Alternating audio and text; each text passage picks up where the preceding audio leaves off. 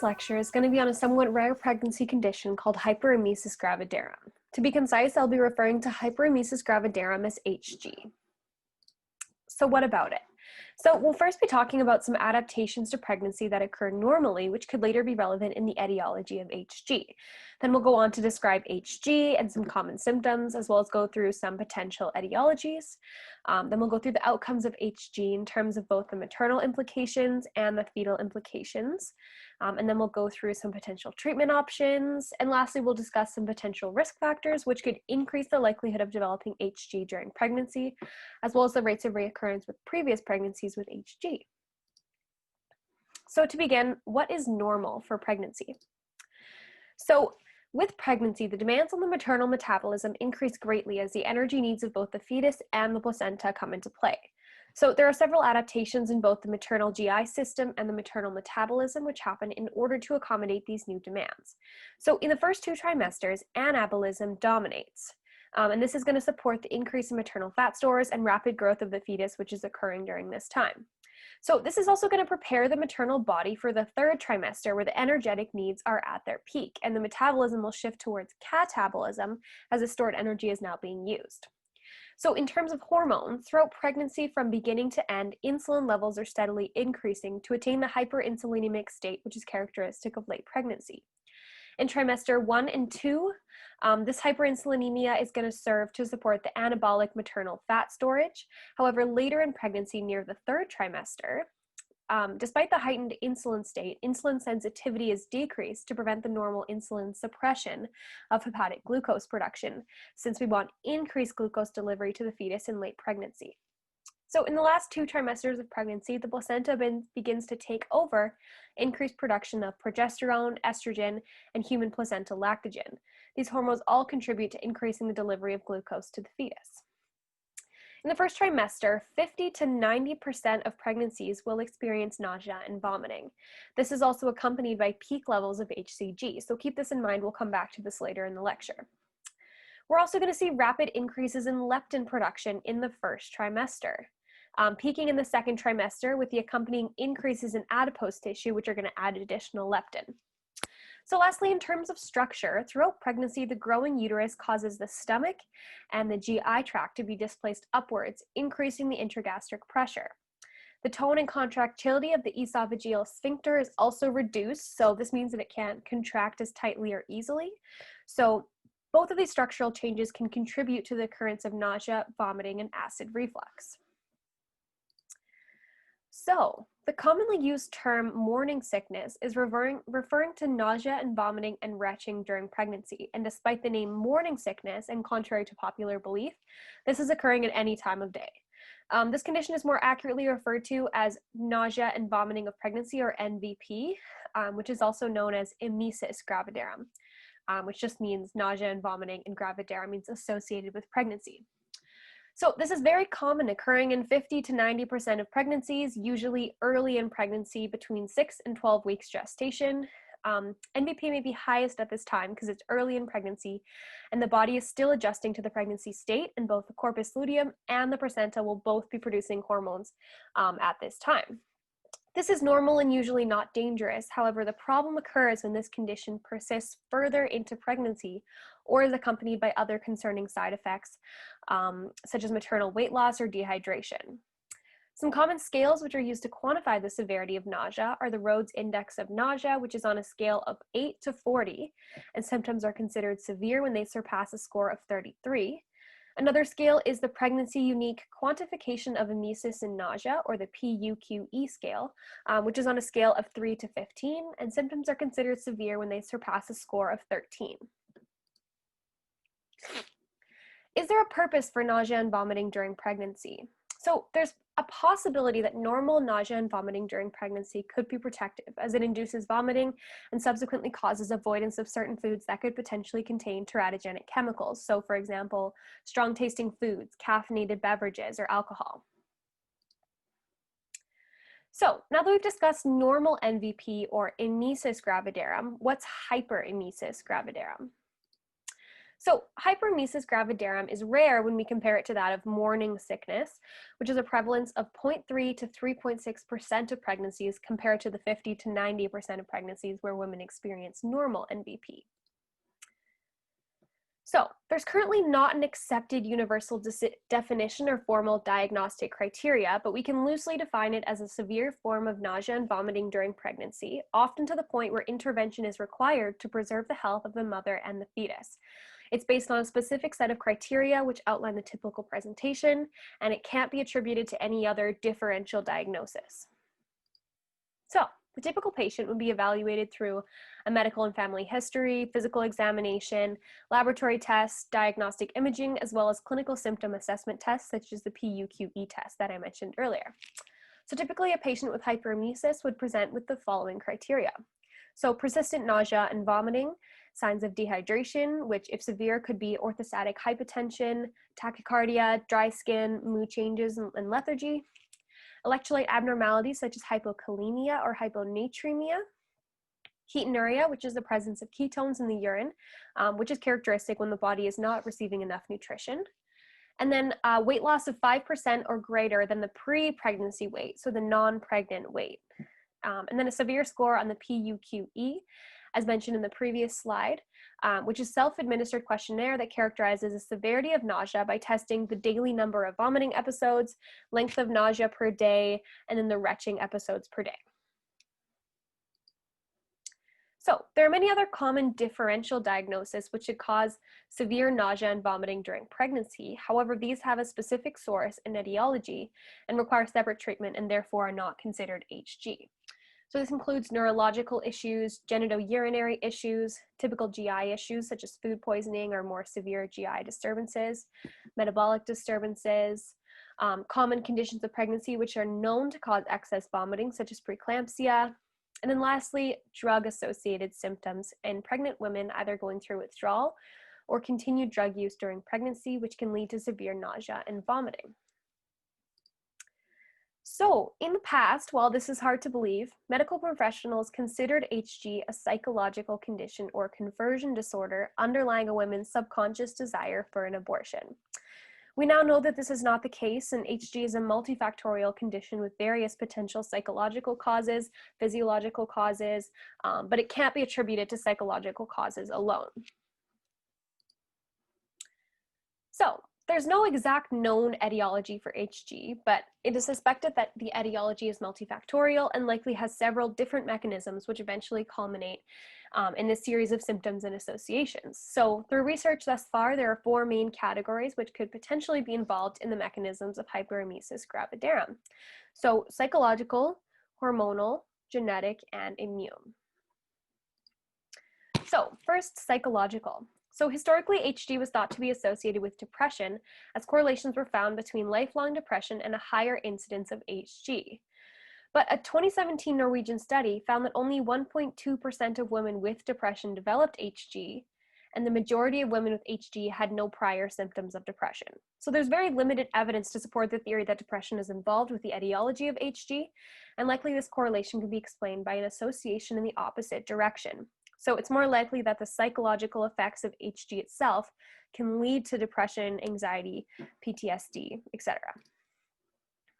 So hormonal. So there's a significant association between the hormones associated with pregnancy and the occurrence and severity of HG.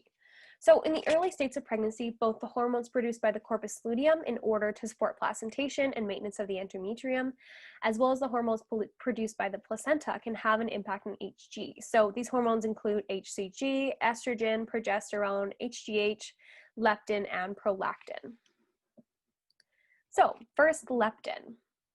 So as you can see in this figure, in the early stages of pregnancy, placental leptin production is rapidly increasing as the placenta develops throughout gestation. With entrance into the second trimester, this increase in maternal adipose tissue, characteristic of pregnancy, begins to add to this increase in leptin, along with increasing fetal leptin production. Leptin begins to decrease again in late pregnancy and drops rapidly following parturition. We can also see that placental leptin production by placental cells, shown in the center here, acts in a paracrine and autocrine fashion to affect the release of other hormones in the placenta.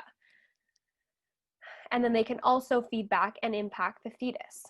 So leptin produced by adipose tissue and by the placenta also has the potential to enter the bloodstream and affect other maternal body systems.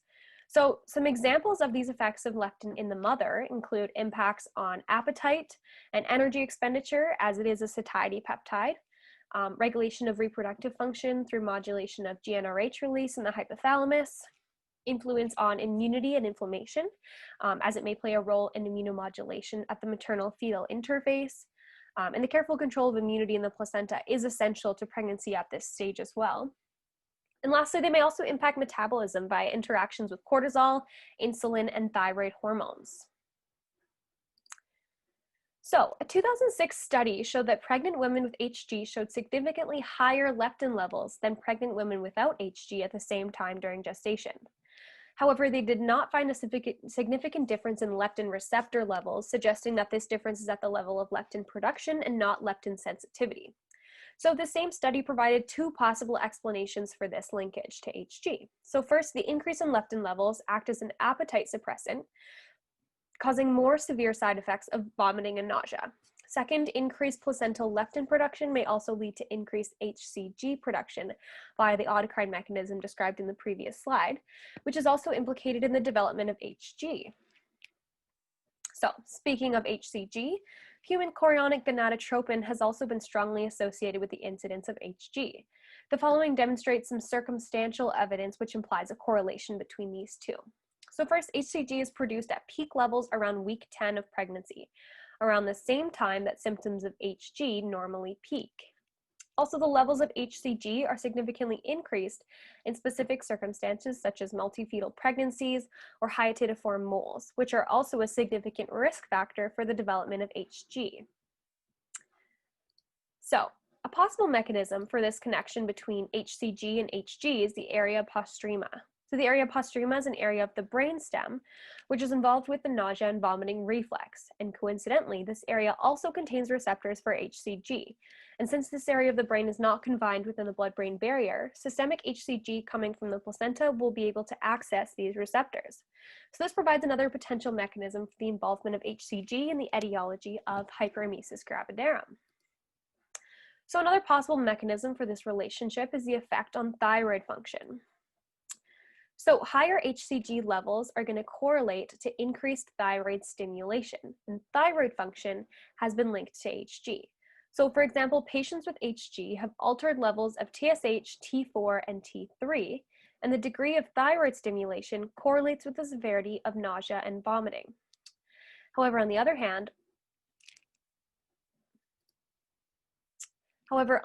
hand, research on this topic is also controversial.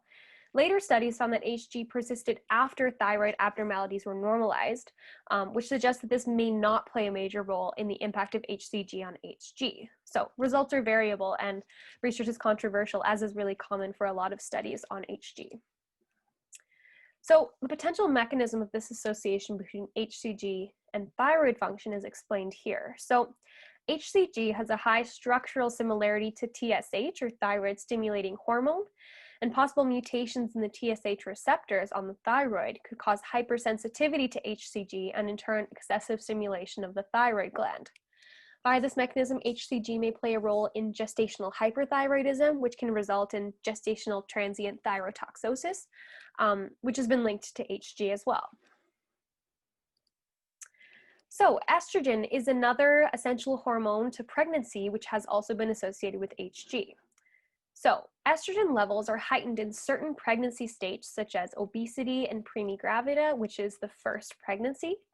And these pregnancy states are also commonly associated with HG, or pose an increased risk for HG. Another potential association comes from combination oral contraceptives, such as the birth control pill, which contain progestin and estrogen, and are often associated with nausea and vomiting. This increase in exogenous estrogen via contraceptives is similar to the increase in endogenous estrogen, which naturally occurs during pregnancy, which poses another interesting circumstantial association. So a potential mechanism is the role of estrogen in decreasing intestinal transit and gastric emptying time. This is going to cause an accumulation of fluids in the GI system. So while several studies have shown an increase in estrogen in patients with HG, several other studies show the opposite results. So there's insufficient evidence thus far to suggest that estrogen alone causes HG, but it may play a role in the multifactorial etiology. So similarly, progesterone. The results of experiments on the relationship between HG and progesterone levels are very inconsistent. Some studies found increased progesterone with HG, some found decreased levels with HG, and some found no association at all. So more research is needed on the effect of progesterone to determine its role in HG, if any. So immune reactions. So immune reactions have been associated with the etiology of HG, commonly through Helicobacter pylori infection, or H. pylori. H. pylori is a bacterium which infects the human GI tract and can lead to GI dysfunction, including nausea and vomiting. So there are significantly increased infection rates of H. pylori infection in women with GH, with the 2002 study finding that 95% of women with HG tested positive for H. pylori, compared to 50% in the control group, which is just pregnant women without HG. However, we have to acknowledge that this could be causal in either direction. H. pylori causes HG, or HG causes increased susceptibility to H. pylori. So pregnancy-related changes in immune function, along with altered gastric pH due to elevated steroid hormones, could increase the susceptibility to H. pylori infection in pregnant women, which could lead to these symptoms of HG. But on the other hand, damage to the upper GI tract due to prolonged vomiting during HG could also cause this increased exposure. So it could be causal in either direction. And lastly, genetics. So there's a large amount of evidence which supports the theory that there's a genetic component which can contribute to the increased prevalence of HG. So, however, in these situations, we must always consider the prevalence of nature versus nurture, considering that these correlations are situational and not based on actual genetic screening.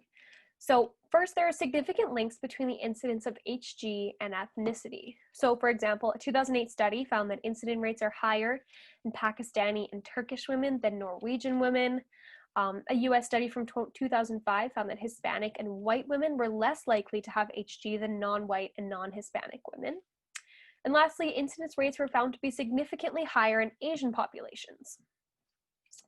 Next, a common tool used to determine genetic connections to specific phenotypes is to study in monozygotic or identical twins. In this case, concordance rates, or the likelihood that both twins will experience HG during their pregnancy, were found to be almost double in monozygotic or identical twins compared to that of dizygotic or fraternal twins. There were also found to be a higher incidence of HG among relatives in general, with stronger correlations occurring with more severe cases of HG. So we can also see from this pedigree from a 2009 study by the Her Foundation that HG, which is shown in the filled circles, can be inherited through both the maternal line and the paternal line. This suggests that this could be passed down by an autosomal dominant gene. And then also we can see in this top column, which shows the sisters, that about half the sisters are affected, which implies this has incomplete penetrance. So overall, based on this evidence, there's a potential for a genetic component which can predispose a mother to HG. So now that we've explored a range of potential factors which could contribute to the multifactorial etiology and identified several gaps in the research in this area, now we're going to explore how this condition will affect the maternal health. So earlier in this lecture, I mentioned that psychological factors were previously thought to be a risk factor for HG. However, the description provided here is more likely. HG may be a risk factor for psychological issues, not the other way around. So the time where women normally become pregnant or at their most fertile is already associated with an increased prevalence of depression, with 8 to 12% of pregnant women experiencing depression. Despite this, there's a significantly increased risk of depression in women with HG compared to pregnant women without HG. So here's some potential reasons why this could be. So HG has been associated with PTSD, and this condition has been known to cause episodes involving avoidance of the infant and hyperarousal, which is like a physiological reaction without any real danger causing stress. HG is associated with chronic stress, which is known to be a neuroendomodulatory mechanism to impair breastfeeding. This is also associated with further increased stress and risk factors for depression. A 2007 study on pregnancy termination rates in concordance with nausea and vomiting of pregnancy found that 15% of women who've experienced HG have chosen to terminate the pregnancy due to the severity of the symptoms and the negative psychosocial consequences. As we know, termination of pregnancy is associated with increased rates of depression. In using the short form state trait anxiety inventory, HG is associated with increased levels of anxiety, which will often last over 5 weeks past the cessation of vomiting. So, in addition to this increased risk of depression, women who experience HG, especially in their first pregnancy, often develop negative feelings towards subsequent pregnancies and even a fear of becoming pregnant again. So we can see that there are significant psychological and psychosocial impacts of HG. But the most common side effect of HG and the most serious is nutritional deficiency. So notable deficiencies are common in water-soluble and fat-soluble vitamins, as well as imbalances in electrolytes. So commonly, HG patients are deficient in the water-soluble vitamin thiamine, also known as vitamin B1, despite pregnancy being a condition that is normally associated with increased thiamine requirements. So thiamine is an essential coenzyme in carbohydrate metabolism, and carbohydrates are the obligatory fuel for neuronal activity. So this condition is often brought about by inadequate nutrient intake or absorption, which explains this association as malnutrition is characteristic of HG. So in the early stages, vitamin B1 deficiency causes a variety of relatively minor symptoms such as fatigue, mood swings, memory loss, sleep disturbances, abdominal pain, angina, and anorexia. However, in the later stages with more advanced deficiency, especially in cerebral neurons, that this begins to have severe consequences as the patient can develop Wernicke's encephalopathy. So this is characterized by confusion, vision disturbances or impairment in the form of ophthalmoplegia, which is paralysis or weakening of the eye muscles, as well as nystagmus, which is uncontrolled eye movements. And if left untreated, this can result in coma and eventually death. So while death doesn't commonly occur due to HG, Wernicke's encephaly is often the cause if it does. So, as is common with malnutrition, again, vitamin K is often a significant factor found to be deficient in those with HG due to both insufficient uptake and absorption. Vitamin K is normally essential as a cofactor in blood coagulation, and deficiency results in decreased blood clotting ability, resulting in coagulopathies, which can cause issues in both the maternal and the fetal circulation. Okay, so both through malnutrition and dehydration associated with severe hyperemesis, essential electrolytes can become depleted, such as potassium, sodium, calcium, and hydrogen ions. While this is easily treatable, if left untreated, it can have very severe consequences. So first, metabolic alkalosis. So this is a common electrolyte abnormality that due to the decreased levels of hydrogen ions in the body leading to an increased pH. Mild hyponatremia is a common electrolyte abnormality observed with normal pregnancy due to the increased levels of vasopressin. However, with HG, this can be magnified, and symptoms are commonly resembling pseudo-Bartter syndrome, which is an electrolyte disorder with the electrolyte imbalance normally caused by primary renal tubule abnormalities, and this is going to mimic those similar symptoms. In very severe cases, central point myelinosis is suggested to be related to this hyponatremia as well. And this is characterized by a loss of myelination and oligodendrocytes in the central nervous system. So similarly to sodium, there's also a natural increase in potassium during pregnancy. However, with hyperemesis gravidarum, hypokalemia occurs, which in severe cases could lead to hypokalemic myopathy, which is accompanied by numbness or weakness to the extremities, and can even develop into hypokalemic paralysis, which can lead to respiratory failure and death. So, as a result of the forceful action of vomiting, repetitive vomiting during HG, esophageal lacerations or esophageal rupture, also known as Boerhaave syndrome, can occur. So this is shown in the image on the left, as indicated by the arrow here. We can see a rupture in the wall of the esophagus. These lacerations can be dangerous and, if severe, can even require surgical intervention. So similarly, with the intense strain and pressure associated with hyperemesis gravidarum, pneumomediastinum, aka Hammond's syndrome, can also occur while this condition is rare. This can also occur during labor, as this process is also associated with this increased strain and pressure. This condition is characterized by the presence of air in the mediastinal space. So this image on the right is from a woman who acquired Hammond syndrome during labor. And we can see from this image the presence of air in the space. All right, so research on the fetal outcomes of HG are also highly variable. Normal NVP is associated with positive fetal outcomes as it may have a protective effect on fetal development. However, the nutritional deficiency associated with HG can counteract these positive effects. So HG has been associated with changes in brain development, and here are a couple of examples of associations and correlations that have been made. So first, HG is most common during the critical periods of fetal brain development in early pregnancy. This could allow the effects of HG to interfere with neurodevelopment. Children of women with HG have been shown to have an increased risk for developmental delay later in life. Based on data from the Dutch famine of the 1940s, where women who were pregnant during this time were experiencing malnutrition similar to that of HG. In this case, when these women experienced malnutrition during early to mid-pregnancy, not during late pregnancy, the offspring had an increased risk for antisocial personality disorder, or ASPD, and cognitive deficits. Lastly, an interesting discovery was made in 2019 by Gedahun et al., suggesting that hyperemesis gravidarum is associated with an increased risk of developing autism spectrum disorder, especially when HG occurred during the first 2 trimesters. So this evidence provides a potential correlation between altered fetal brain development and HG, but what about a mechanism? So maternal malnutrition can lead to deficiency in a variety of nutrients which are essential to fetal neurodevelopment, such as vitamin B12, vitamin B1, choline, which is involved in the production of acetylcholine, a really important neurotransmitter, vitamin C, iodine, copper, iron, and zinc. So this can lead to impaired myelination, brain atrophy, brain hypoplasia, impaired neurotransmitter synthesis and storage, and overall impaired neurotransmission. So another potential effect is placental insufficiency or poor neonatal outcomes. So a study from 2016 showed an association between HG and placental dysfunction disorders, which are preeclampsia, placental abruption, small for gestational age, and low birth weight. But in contrast, another study from 2012 found the opposite result, with no clear association between these conditions and HG.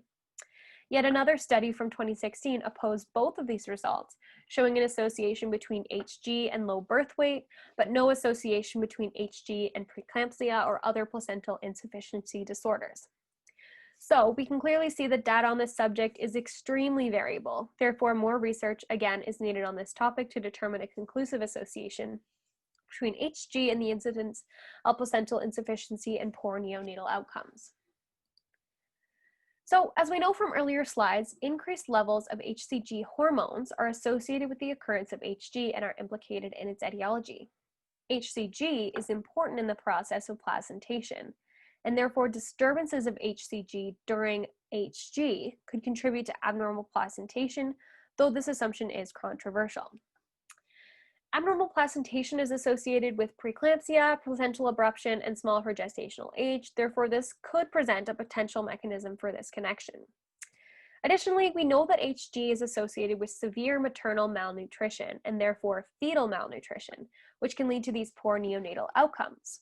So, on the topic of fetal malnutrition, the fetal programming hypothesis shown here suggests that maternal malnutrition has different effects on the development of different tissues and organs in the fetus. So fetal organs will either develop improperly because they are lacking the necessary building blocks or nutrients, or fetal organs will adapt to malnutrition, resulting in a changed structure or physiology. Overall, this can result in slowed fetal growth, which, as shown in the previous slide, can happen as a result of maternal malnutrition. And it's hypothesized that this can result in lasting metabolic changes, increasing the risk for coronary heart disease and diabetes later in life. So treatments. So with mild cases or normal nausea and vomiting of pregnancy, which don't require hospitalization, women are simply counseled to avoid certain foods, odors, or activities which may increase the severity of the symptoms, as well as to adopt certain preventative behaviors such as frequent small meals and consumption of carbohydrate-rich foods. However, with the severity of HG requiring hospitalization, further measures have to be taken to preserve the health of the fetus and the mother. So the first line of defense is usually to tackle the initial malnutrition and dehydration characteristic of this condition by repletion of electrolytes, fluids, and nutrients. So first, via IV repletion of fluids using either saline or a lactate ringer solution. Next, electrolytes and nutrients such as thiamine, phosphate, potassium, and sodium must be replenished and watched carefully to ensure that they're at an optimal level to prevent conditions such as Wernicke's encephalopathy. And then if symptoms don't improve, the next step is parenteral nutrition. So this is the administration of all the nutrients, so protein, carbohydrates, fats, minerals, electrolytes, that are needed to maintain proper nutritional status since the patient is unable to keep food down or can't even properly absorb nutrients by mouth due to the persistent vomiting. So pharmacotherapy. So neurotransmitters such as dopamine and serotonin have the ability to stimulate the vomiting center in the brain and stimulate nausea and vomiting, which is why serotonin and dopamine antagonists are a common target for antiemetic drugs. Similarly, H1 receptors, which are histamine receptors, are present in the vomiting centers of the brain, and blocking these receptors can have similar antiemetic effects. So diclagis is only the current FDA-approved antiemetic medication for nausea and vomiting of pregnancy. This medication is a mix of doxylamine and pyroxidone. So doxylamine is an antihistamine or H1 receptor antagonist, which has both antiemetic and sedative properties, while pyroxidone is similar to vitamin B6 and can aid in nutrient supplementation. So this medication has shown effective in successfully treating nausea and vomiting of pregnancy in 70 to 80% of pregnancies. However, it hasn't been tested directly in Hyperemesis gravidarum. So metoclopramide is another common drug used in the treatment of HG. This drug is anti-dopaminergic and anti-5-HT3. So this dual action allows blockage of dopamine receptors in the central nervous system, which are in the vomiting centers, as well as action on peripheral muscarinic serotonin receptors, which is the 5-HT3 receptor in the GI tract, to impact peristalsis and to relieve nausea. However, we must also consider that influencing the action of these neurotransmitters may also have a similar effect to that of antipsychotic drugs. So these are some negative side effects that could come into play. So in a conversation about antiemetic drugs used in the treatment of vomiting and nausea of pregnancy, we must of course acknowledge the famous thalidomide. So thalidomide was a very well-known drug which was incredibly common from the 1950s to the 1960s for its use in nausea and vomiting of pregnancy. However, it later became known as the largest man-made medical disaster in history. Originally assumed to be safe based on successful usage in rodent models, it was later discovered to have extremely teratogenic effects, resulting in thalidomide embryopathy, which is characterized by severe birth defects, commonly resulting in limb deformities, as shown in the image here on the right. This provides a warning about drugs being used during pregnancy. While they may be an effective antiemetic, pregnancy is a delicate condition, and careful testing of drugs is necessary to ensure that they're not teratogenic. Now, in order to wrap up this discussion of hyperemesis gravidarum, we will consider some potential risk factors for HG, as well as the likelihood that a mother affected by this condition will experience the same issues with subsequent pregnancies. So, evidence supporting correlations between these risk factors is somewhat weak due to factors such as small sample sizes or a failure to account for confounding variables, but here are some potential risk factors which will increase the likelihood that a woman could develop HG. So a low body mass index, a female embryo, high HCG levels, as we discussed earlier, similar to multiple pregnancies, hyperthyroidism, H. pylori infection, or a genetic predisposition. So reoccurrence patterns. So a 2018 study in Finland found a significant reoccurrence rate of 24% in those with previous pregnancies with HG. However, other studies found significantly different results, from 15% to even 80% reoccurrence rate. So overall, we can see that this condition is poorly understood, and more research is certainly needed to determine a conclusive etiology, and the maternal and fetal outcomes as well. An important step in accomplishing this will be to determine a solid clinical definition and consistent criteria to recognize HG. This will increase the accuracy and repeatability of all the testing on this subject. I think this is a topic that is not often talked about, and mothers with these issues are left to suffer in silence, which further perpetuates the negative psychosocial impacts of this condition. Therefore, I think that both further research to develop a better treatment option would help improve the physical and physiological symptoms, but also more support and normalization of these messy and unpleasant parts of pregnancy could serve to improve this psychological aspect.